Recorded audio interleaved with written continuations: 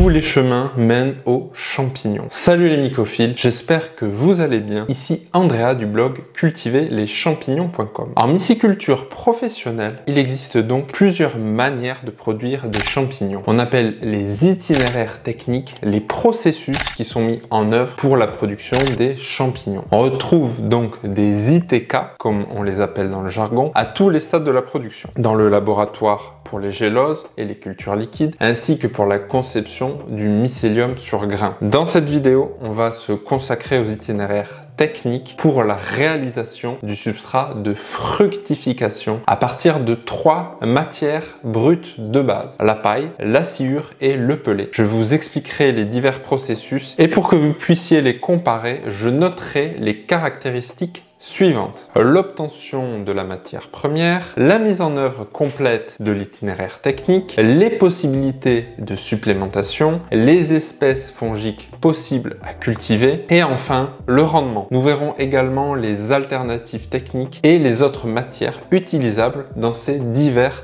processus. C'est parti!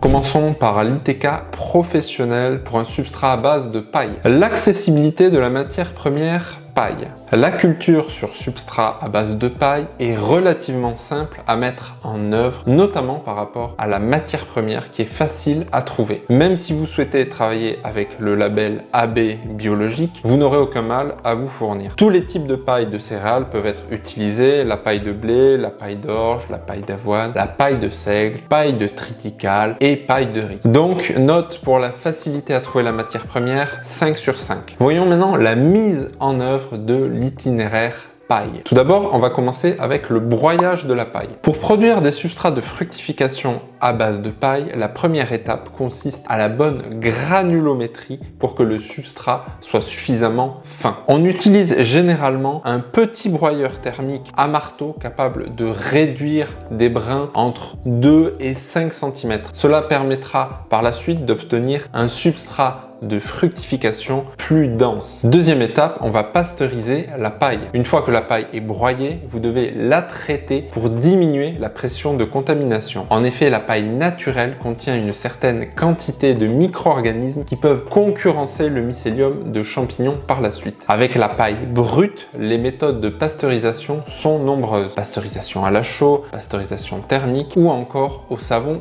détergent. Quoi qu'il en soit, la paille est trempée dans de l'eau pour être traitée et réhydratée à la fois. Voici quelques consignes en fonction de la méthode utilisée. Pour la pasteurisation à la chaux, comptez 2 g de chaux éteinte par litre d'eau durant 12 à 24 heures. Pour la pasteurisation thermique, 1 à 2 heures entre 70 et 80 degrés Celsius. Et pour la pasteurisation savon détergent, 1 à 2 g de poudre par litre durant 12 à 24 heures. On passe ensuite à l'égouttage de la paille. Une fois la pasteurisation réalisée, il faut mettre la paille à égoutter pour enlever le surplus d'eau. Cela peut se faire en mettant initialement la paille dans un sac ou un filet avant la pasteurisation, puis en la suspendant pendant plusieurs minutes, voire dizaines de minutes en fonction du volume. Autre possibilité, mettre la paille sur une grande grille en métal, nettoyée donc à l'avance. Enfin, si la paille est dans un sac ou dans un filet, il faudra également finir par l'étaler sur une grande table pour faire en sorte que sa température diminue avant de l'ensemencer. Étape suivante, ensemencement de la paille. Donc la paille, c'est une matière brute qui est relativement peu sensible à la contamination. Donc des conditions simplement minimales d'hygiène sont nécessaires pour l'ensemencement de celle-ci. Je vous conseille cependant de faire le maximum pour faire attention à la contamination lorsque vous allez mélanger le mycélium à la paille. En culture professionnelle, les erreurs de contamination peuvent vite coûter cher. Portez au minimum des gants et dans l'idéal, travaillez devant une haute afflux laminaire. L'ensemencement de la paille peut être généreux, entre 10 et 20% du poids humide. Plus vous allez mettre de mycélium sur grain, plus le rendement sera important, vu que le mycélium sur grain apporte une quantité d'azote non négligeable pour la fructification. Alors le mycélium peut rapidement coûter cher à acheter, donc le produire dans le cas d'une utilisation sur paille peut être une bonne idée. Généralement, un substrat à base de paille est constitué à l'aide de sacs colonnes en plastique. Vous pouvez utiliser un support support pour maintenir le sac et le remplir alternativement d'une couche de paille et d'une couche de mycélium jusqu'à ce qu'il soit plein. Autre possibilité, vous pouvez utiliser une bétonnière pour mélanger de manière plus homogène le mycélium et la paille avant de remplir les sacs. Une fois rempli, le sac est légèrement tassé et refermé avec un lien. Certains sacs en colonne sont naturellement micro-perforés. Si ce n'est pas le cas, vous pouvez réaliser des trous à l'aide d'une planche de perforation. Elles sont faciles à réaliser. Ces trous permettront au mycélium de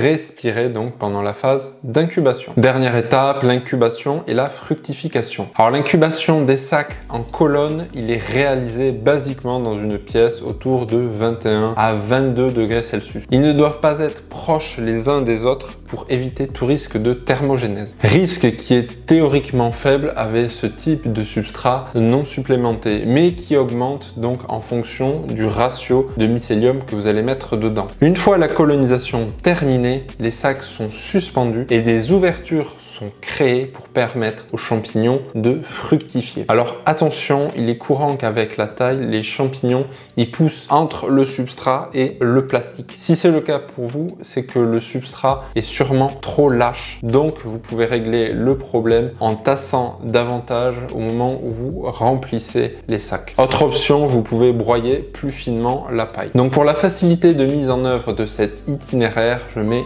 3 sur 5. Voyons la supplémentation avec la paille. Comme toutes les autres matières, la paille peut être supplémentée avec différentes matières. En voici quelques-unes: le marc de café, la drèche, l'écosse de soja ou le son de céréales, blé, avoine, riz. Mais cela implique de modifier l'itinéraire de culture à plusieurs endroits si vous la supplémentez, notamment en ce qui concerne le traitement. Vous aurez deux grandes possibilités. Le premier choix, c'est de traiter les deux matières de manière indépendante. Pasteurisation pour la paille, mais une stérilisation ou une super pasteurisation à la vapeur pour la supplémentation. Alors je vous déconseille plutôt cet itinéraire parce que vous allez mettre en contact une matière supplémentée avec de la paille qui aura été simplement pasteurisée, contenant donc potentiellement des micro-organismes qui peuvent provoquer de la contamination en contact avec la supplémentation. Après, c'est possible que cela fonctionne, mais attention à bien régler le processus en termes notamment de traitement. Deuxième possibilité, traiter les deux matières ensemble. Pour le traitement, vous partez donc d'emblée sur une stérilisation ou une super pasteurisation vapeur, vu que l'on travaille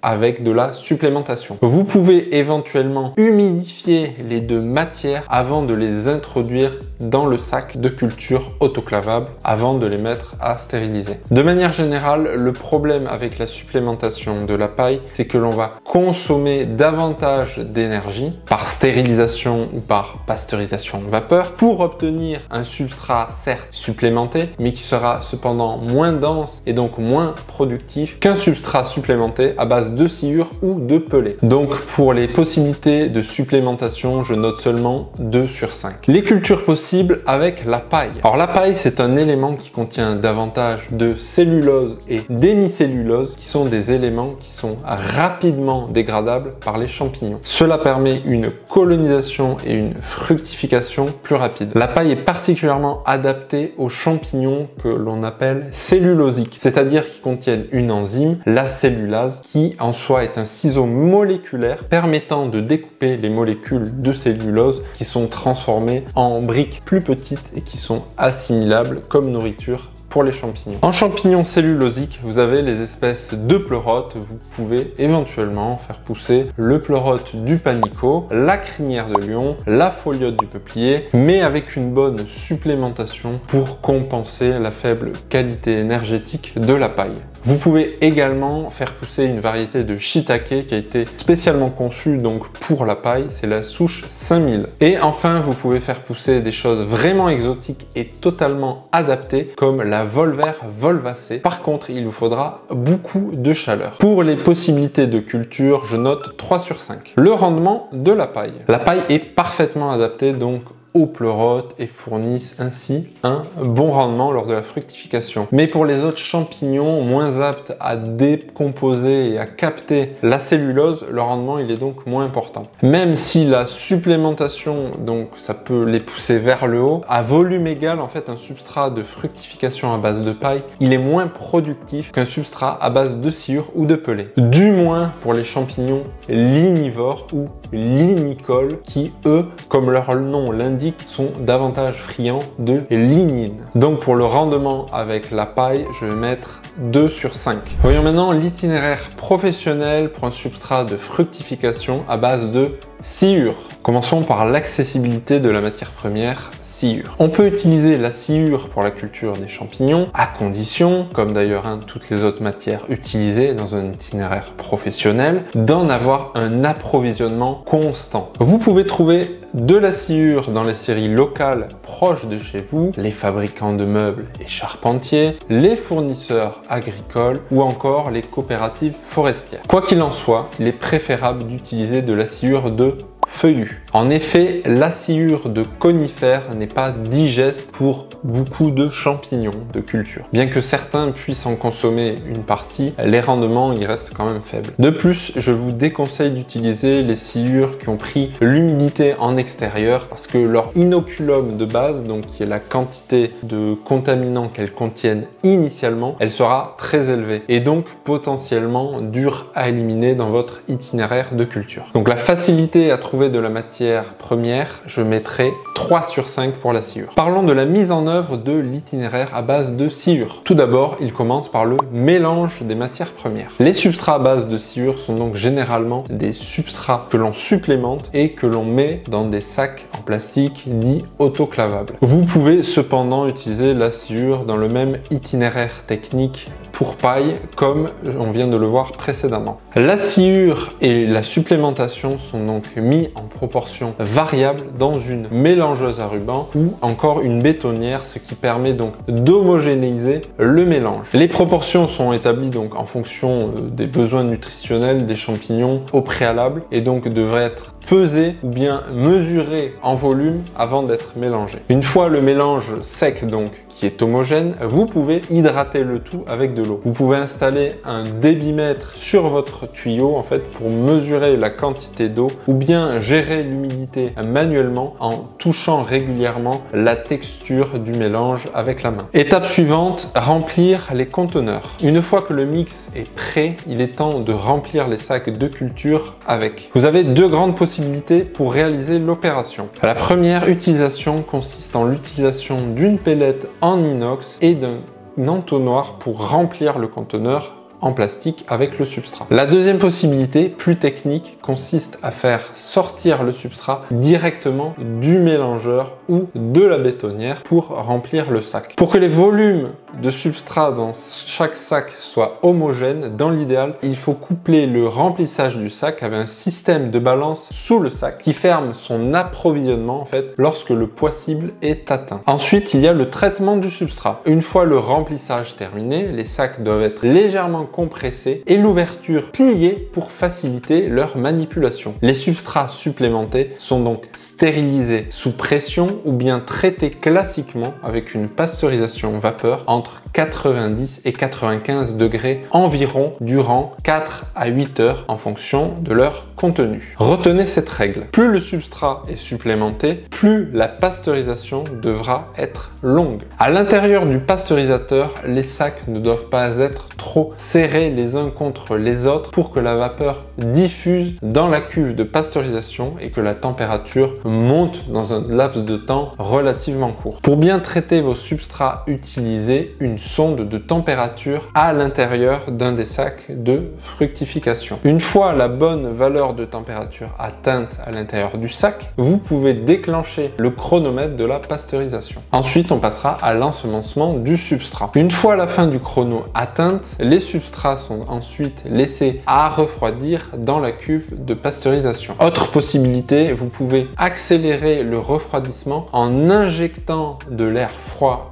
et surtout très important stériles dans la cuve ou bien en faisant en sorte de sortir les sacs directement devant le souffle d'une haute afflux laminaire. Dans tous les cas, à la sortie des sacs de la cuve de pasteurisation, vous devez faire en sorte, dans l'idéal, qu'ils soient directement dans votre laboratoire pour l'ensemencement. Même si vous pouvez simplement les déplacer sur une étagère roulante, donc de la cuve jusqu'au lieu d'ensemencement, vous augmentez alors la potentialité de contamination. Étant donné que nous travaillons ici avec un substrat riche en nutriments. Les sacs sont ensuite ouverts devant la haute afflux laminaire pour être ensemencés très généralement avec du mycélium sur grain. Alors en termes de quantité de grains, vous pouvez utiliser seulement 2 à 3% pour ensemencer le substrat, étant donné qu'il a déjà une supplémentation qui est présente à l'intérieur. Vous pouvez également mettre davantage de supplémentation,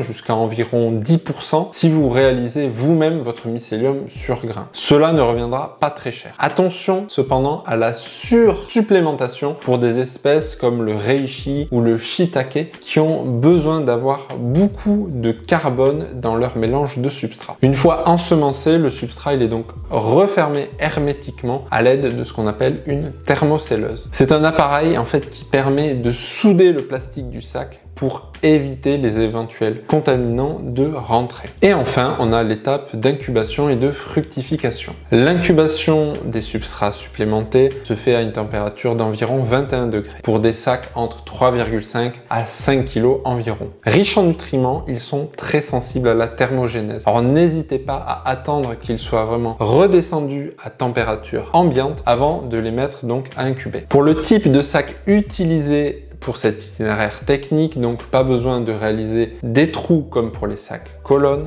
car eux possèdent déjà des filtres qui leur permettront donc d'avoir des échanges gazeux nécessaires durant leur croissance. Le temps d'incubation sur sciure peut être légèrement plus long qu'avec de la paille, les champignons ayant besoin d'un peu plus de temps pour s'approprier cette matière davantage ligneuse. Une fois l'incubation terminée, les sacs de sciure sont ouverts en chambre de fructification pour augmenter donc les échanges gazeux, soit avec une ouverture sur le côté, soit avec une ouverture sur le dessus du sac, en fonction de la manière dont poussent les différentes espèces. Pour la mise en œuvre, je mets une note de 3 sur 5. Parlons donc des possibilités de supplémentation. La sciure avec son itinéraire de mélange est adaptable à de très nombreux types de supplémentation. Par exemple, le marc de café, le son de céréales, donc blé, avoine, riz, etc. La farine de soja, l'écosse de soja, le pelé de céréales ou de légumineuses, en fait tout ce qui est pour l'alimentation animale globalement, et les drèches de bière. Vous pouvez également ajouter une source de sulfate de calcium qui permet en fait de tamponner les excès d'humidité. Quoi qu'il en soit, lorsque vous changez de supplémentation, vous changez potentiellement la capacité de rétention en eau de votre substrat. Donc vous devez réadapter la quantité d'eau durant le mélange et potentiellement le temps de traitement de votre substrat si le contenu nutritif du substrat est également modifié, notamment par rapport à son C sur N, donc son ratio carbone-azote. Mais cela reste des ajustements relativement simples à mettre en œuvre. Donc pour les possibilités de supplémentation, je mets 4 sur 5. Parlons du nombre d'espèces cultivables. Alors la sciure, c'est une matière qui est à la base de la nutrition de très nombreux champignons lignivores que l'on cultive et elle est donc parfaitement adaptée à la plupart des champignons que l'on peut faire pousser de manière commerciale. Les champignons lignivores sont également capables de décomposer une partie de la cellulose et de l'hémicellulose présents dans la sciure. Malgré tout, leur principal carburant reste la lignine et c'est pour ça que certains champignons de culture orientés enzymatiquement vers la lignine, ils vont mal pousser donc sur de la paille. Sur sciure, vous pouvez faire pousser toutes les espèces de pleurotes, les crinières de lion, les shiitake et les zines. Vous pouvez également faire pousser les polypores comme le reishi ou le maitake à condition donc de ne pas trop supplémenter. Par contre, des champignons strictement cellulosiques comme la Volvere volvacée, ils poussent mal sur de la sciure si celle-ci n'est pas préparée correctement, c'est-à-dire si elle n'est pas au moins fermentée. Et enfin, sur sciure supplémentée, vous pouvez même faire pousser un agaric, le champignon du soleil, Agaricus blasei Merrill, qui est donc un cousin latino du champignon de Paris. En fait, cet agaric possède une très large palette d'enzymes, ce qui lui permet de s'adapter du compost bien mûr jusqu'à la sciure la plus fraîche ou encore supplémentée. Bref, sur la sciure, vous pouvez faire pousser énormément d'espèces de champignons. Donc pour la notation en termes de nombre d'espèces cultivables, je mets 4 sur 5. Et enfin, voyons le rendement sur sciure. Alors sur sciure brute, le rendement est légèrement plus élevé que sur paille pour les lignivores, mais c'est vraiment lorsque l'on supplémente correctement la sciure que la production elle explose vraiment. Pour un substrat de 5 kg humide correctement supplémenté, vous pouvez atteindre facilement un rendement normalisé donc de 0,8 à 1,2 kg pour la plupart des espèces. Sachant que pour les meilleurs cultivateurs, les 1,5 kg sont tout à fait atteignables. Mais pour obtenir de tels rendements, il faudra personnaliser le substrat de fructification en fonction du champignon et non en utilisant un seul substrat normalisé pour l'ensemble de la production. Donc en termes de rendement, je mets une note de 4 sur 5. Passons maintenant à l'itinéraire professionnel pour un substrat de fructification à base de pellet. Voyons l'accessibilité donc du pellet. Le pellet de bois de feuillu n'est pas facile à trouver dans toutes les régions de France. Vous avez la possibilité de l'acheter sur des sites donc pour le fumage des aliments ou pour les barbecues par exemple. L'idéal ça reste de trouver un petit fournisseur local, donc c'est très souvent en fait des scieries qui revalorisent leurs déchets en pellet. On peut également utiliser donc des pellets à base de conifères mais vraiment en fonction des espèces et des itinéraires, notamment les longues pasteurisations qui peuvent atténuer les effets des résines fongicides présentes. Cependant, je vous conseille vraiment de faire des essais avant de lancer donc toute votre production sur ce type de substrat qui produit bien souvent moins de rendement et qui ne fonctionne pas avec toutes les espèces. Attention également à la présence de colle et de solvants qui ne sont pas souhaitables pour la culture des champignons. Donc facilité à trouver la matière première, je vais mettre 2 sur 5. Parlons de la mise en œuvre de l'itinéraire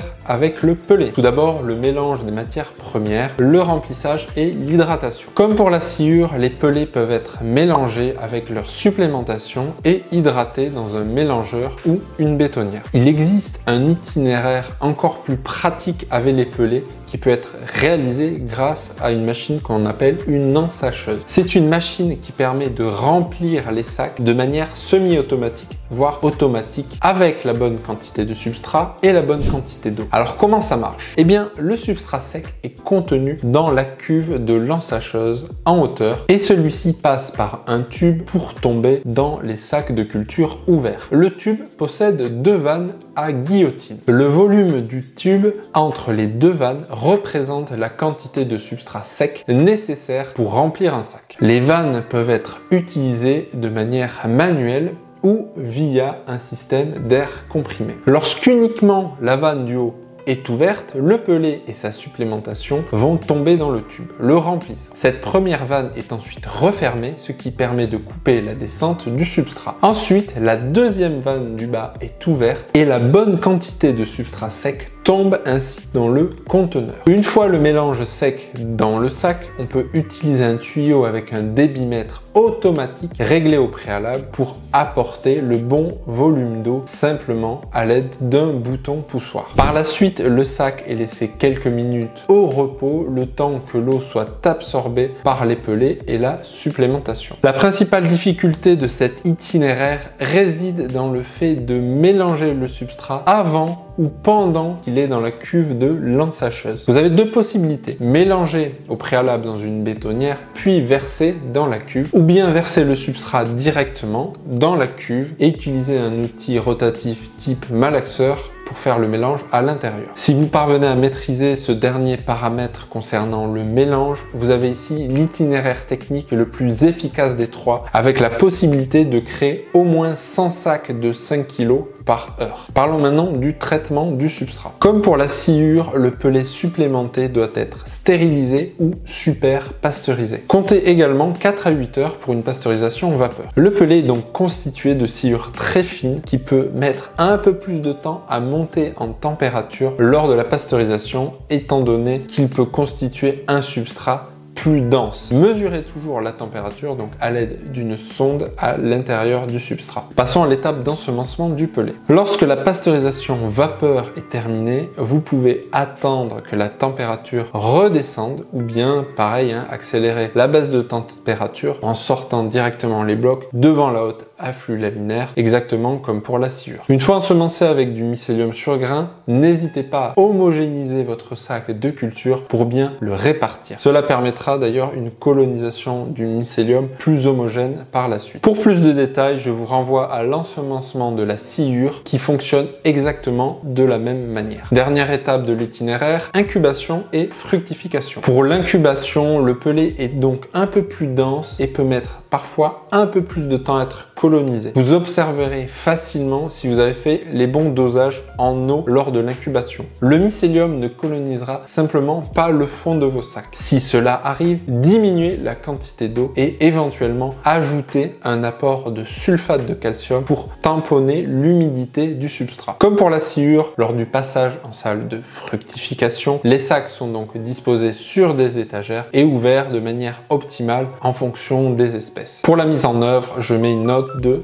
3 sur 5. Les possibilités de supplémentation avec la sciure. Beaucoup de supplémentation possibles également, mais pour faire fonctionner l'itinéraire avec l'ensacheuse, il faut que la supplémentation soit également apportée sous forme de granulés. En utilisant par exemple du son de blé en vrac, donc une supplémentation avec une granulométrie différente, vous risquez en fait d'avoir un déséquilibre du mélange par simple effet de gravité, en soi le son de blé qui va se retrouver peu à peu au fond de la cuve et donc à la sortie le mélange dans tous les sacs qui ne sera pas homogène en termes de pellet supplémentation. Vous pouvez utiliser donc avec sûreté comme supplémentation les granulés de céréales, blé, avoine, orge, le pellet de soja, le pellet de betterave, le pellet de luzerne, les granulés de maïs et bien évidemment tout ce que j'ai cité précédemment pour la sciure à condition que ce soit sous forme de granulés. Donc pour les possibilités de supplémentation, je vais mettre 3 sur 5. Le nombre d'espèces cultivables sur pellet. Ici, on peut cultiver donc les mêmes espèces lignivores que ceux que j'ai cités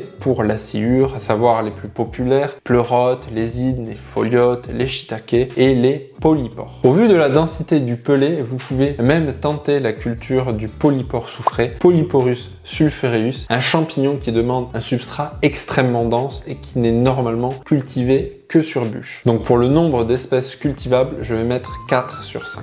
En termes de rendement, alors pour le pellet, les rendements sont proches de ceux de la sciure. Attention vraiment cependant à ne pas obtenir un substrat trop compact avec le pellet. Un surplus d'eau peut vite donner lieu à un manque d'aération et faire donc diminuer le rendement. Mais pour compenser, la finesse des particules dans le pellet, elle peut également augmenter la disponibilité en nutriments pour le champignon. Donc en termes de rendement, je mets 4 sur 5. Si vous souhaitez vous former à la culture des champignons professionnels, je lance une session de formation au mois de novembre. Donc vous pouvez rester informé via le lien en bas dans la description. Il vous permettra également de télécharger votre e-book si vous souhaitez débuter votre ferme à champignons. En attendant, n'hésitez pas à commenter, à liker et à vous abonner à la chaîne. Partagez la vidéo si elle vous a plu et aider. Moi, je vous dis merci encore et à la prochaine les myciculteurs.